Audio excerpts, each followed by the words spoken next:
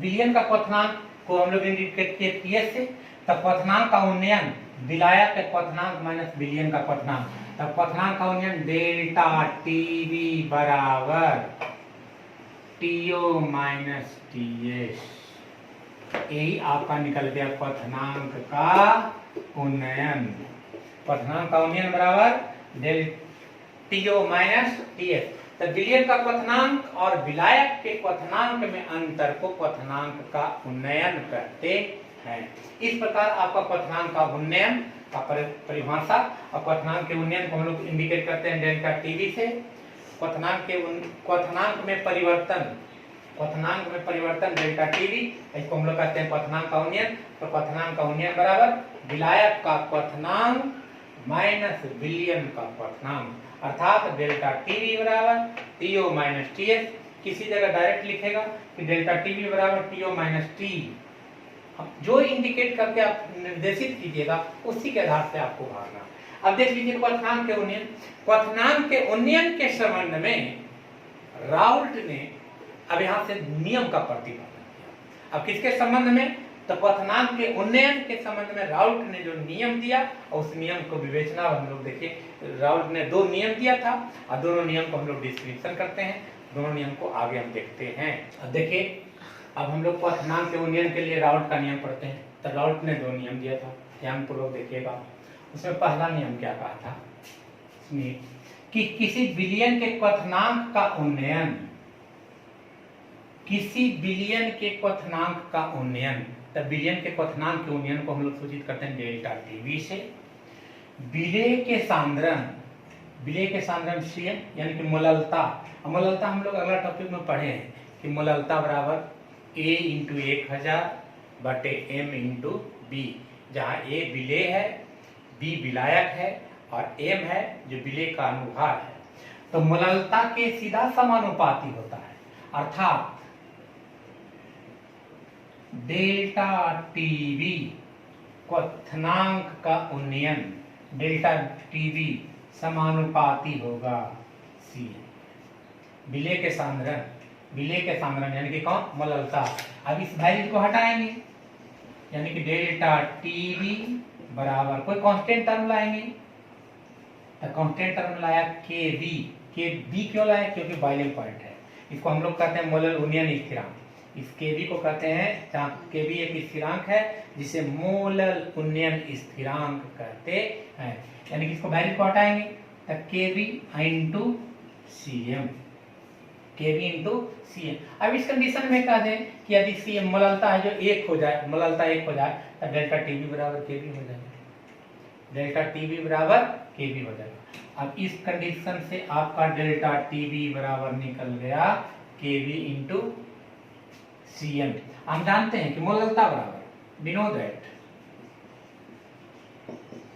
जानते हैं मोललता बराबर होता है A इंटू 1000 बटा M इंटू V। हम लोग पढ़ चुके हैं आगे टॉपिक में। अगर ई मोललता का मान यहाँ पर पुट कर दें तो उस कंडीशन में कि डेल्टा टीवी बराबर केबी इंटू A इंटू 1000 बटा M इंटू बी। अब इसमें से B बाहर निकालना है, B को बाहर निकालिए। B जहाँ A विलेय है और B विलायक है, M है जो विलेय का अनुभार है, M विलेय का अनुभार, अर्थात डेल्टा टीवी बराबर KB इंटू A इंटू 1000 बटा M इंटू बी। अब जितना भी इस क्वथनांक के उन्नयन का नॉमिकल आएगा वो टोटल के टोटल इसी फॉर्मूला पे आपका डिस्क्रिप्शन होगा, इसी पर बनेगा। और जहां केबी क्या है, केबी कांस्टेंट टर्म है जिसको हम लोग मोलर उन्नयन स्थिरांक कहते हैं।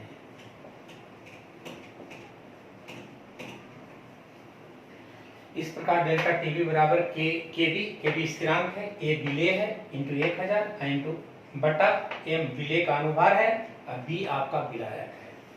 इस कंडीशन से अगर m निकालना है तो m को बाहर कीजिएगा, a निकालना होगा a को बाहर कीजिएगा, b निकालना है b को निकालिएगा, kb निकालना है kb को कीजिएगा, बाय क्रॉसिंग करके तिरछा गुना गुना कर करके इसका वैल्यू जो निकालना होगा वो निकल जाएगा।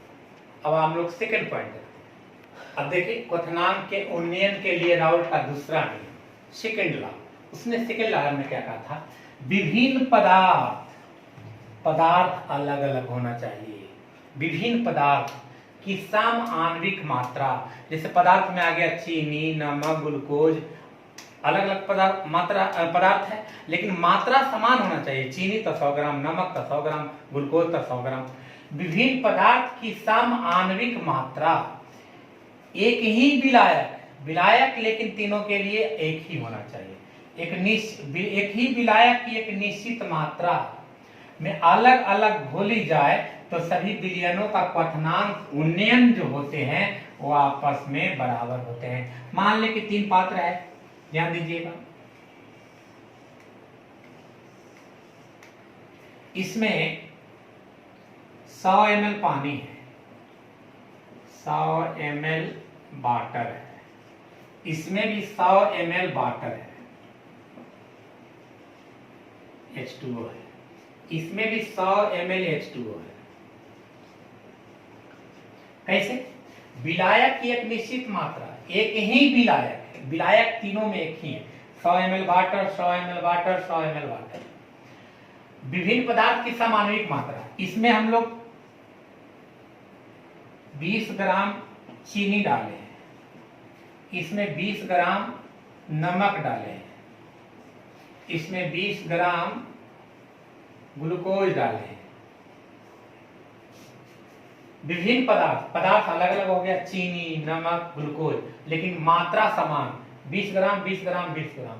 एक ही विलायक, 100 ml water, 100 ml water, 100 ml water, एक ही विलायक में अलग अलग घोला जाता है, अलग अलग घोल दिए हैं, तो उस विलयनों का क्वथनांक उन्नयन, इसका मतलब इसका क्वथनांक उन्नयन डेल्टा TB1, इसका क्वथनांक उन्नयन डेल्टा TB2, इसका क्वथनांक उन्नयन डेल्टा TB3, यानी कि delta TB1 equal to delta TB2 equal to delta TB3। ये तीनों आपस में हमेशा क्या होंगे, जितने भी विलयन होंगे वो सब आपस में क्या होंगे, बराबर होंगे। इसी नियम को राउल्ट्स ने विवेचना किया था, इसी नियम को कहते हैं राउल्ट्स का दूसरा नियम। क्वथनांक के उन्नयन के समान कि विभिन्न पदार्थ की समानविक मात्रा एक ही विलायक के निश्चित मात्रा को अलग अलग घोली जाती है तो क्वथनांक का जो उन्नयन होता है वो आपस में बराबर होता है। जैसे 20 ग्राम चीनी,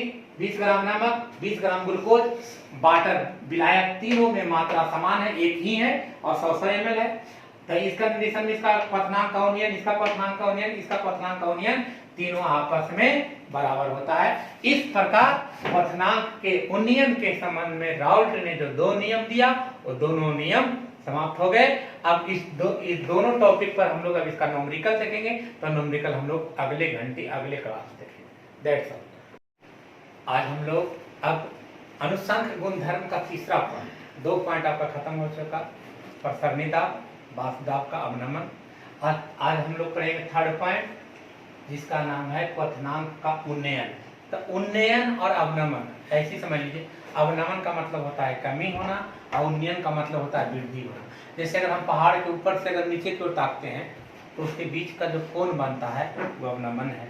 अगर नीचे से अगर हम नीचे से पहाड़ की चोटी को देखते हैं तो इस प्रकार देखते हैं, इसका मतलब ये उन्नयन है, उन्नयन और अवनमन। तो यहाँ है क्वथनांक का उन्नयन, उन्नयन का मतलब होता है वृद्धि करना। तो सबसे पहली बात है कि अब हम लोग जानेंगे क्वथनांक क्या है। तो प्रत्येक द्रव एक निश्चित ताप पर उबलता है, हर द्रव के उबलने का ताप अलग अलग होता है। तो प्रत्येक द्रव एक निश्चित ताप पर उबलता है, उस निश्चित ताप को क्वथनांक कहते हैं।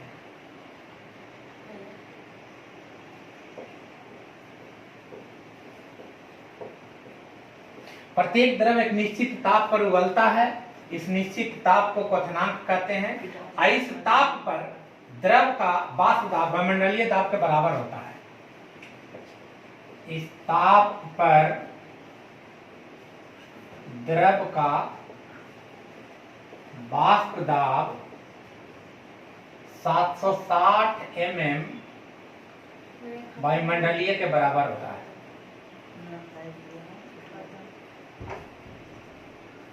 वायुमंडलीय के बराबर होता है। तो प्रत्येक द्रव एक निश्चित ताप पर उबलता है। हर एक द्रव के उबलने का ताप अलग अलग है, एक समान ताप नहीं है। कोई 100 डिग्री ताप पर उबलेगा, कोई 35 डिग्री ताप पर उबलेगा, कोई 40 डिग्री ताप पर उबलता है। तब उस निश्चित ताप पर उबलता है, इसी निश्चित ताप को कहते हैं क्वथनांक। और इस ताप पर द्रव का वाष्प दाब वायुमंडलीय दाब के बराबर होता है। एक वायुमंडलीय दाब बराबर होता है, याद रखिएगा, 760 mm। एक वायुमंडलीय दाब बराबर 760 mm। तो बात रही अब क्वथनांक का उन्नयन किसे कहते हैं। तो किसी विलायक में, किसी विलायक, विलायक तो समझ रहे हैं, विलेय प्लस विलायक इक्वल टू विलयन। तो किसी विलायक में कोई आवातशील पदार्थ, आवातशील जो वाष्प के रूप में परिवर्तन ना हो, आवातशील पदार्थ घोलने पर उसके वाष्प दाब कम जाता है। अगले दिन ही बताए थे कि जब किसी भी विलायक में आवातशील पदार्थ घोलेंगे तो उसका वाष्प दाब क्या हो जाता है, कम जाता है। उसे हम लोग कहते हैं वाष्प दाब का अवनमन। लेकिन अब कहता है यहाँ क्वथनांक का उन्नयन, तब वाष्प दाब कम जाता है, जिसके फलस्वरूप क्वथनांक में वृद्धि हो जाती है। वाष्प दाब कम जाएगा और क्वथनांक बढ़ जाएगा। तो क्वथनांक विलयन और विलायक के क्वथनांक में जब अंतर होगा, जब विलयन और विलायक के क्वथनांक में अंतर होता है, उसे क्वथनांक का उन्नयन कहते हैं। उसे क्वथनांक का उन्नयन कहते हैं। इसे डेल्टा टीवी से सूचित करते हैं। डेल्टा बताता परिवर्तन, टी टेम्परेचर, बी से बॉइलिंग पॉइंट। बी, यहाँ बी क्यों आया, बी का मतलब बॉइलिंग पॉइंट समझिएगा, एलिवेशन ऑफ बॉइलिंग पॉइंट। इसे हम लोग इंडिकेट करते हैं, डेल्टा टीवी से सूचित करते हैं। मान लें कि विलायक का क्वथनांक टीओ है, विलयन और विलायक के क्वथनांक में अंतर, तो मान लें कि विलायक